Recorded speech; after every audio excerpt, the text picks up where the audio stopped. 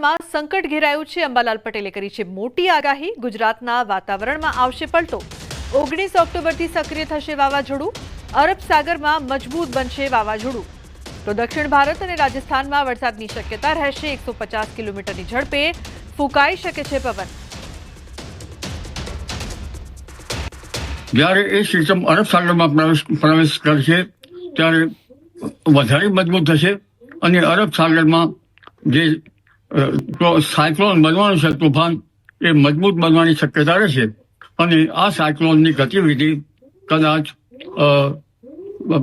પશ્ચિમમાં ગુજરાતના ભાગો પર થઈને લગભગ રાજસ્થાનના ભાગોમાં થઈને પાકિસ્તાનના સરહદના ભાગોમાં થઈને ઉપર જવાની શક્યતા રહેશે। એટલે માસના અંતિમ સમયમાં વેસ્ટર્ન ડિસ્ટર્બન્સ અરબ સાગરનો ભેજ તોફાનના કારણે અને બંગાળ ઉપસાગરમાં ભારે તોફાનના કારણે તેનો ભેજ આવશે। બંગાળ ઉપસાગરમાં તો લગભગ 150 કિલોમીટરથી વધારે બરાબરના પવનો ફૂંકાવાની શક્યતા રહેશે અને ત્યારબાદ પણ એક સાયક્લોન બનવાની શક્યતા રહેશે। તો 24 ઓક્ટોબરથી વાતાવરણમાં પલટો આવશે।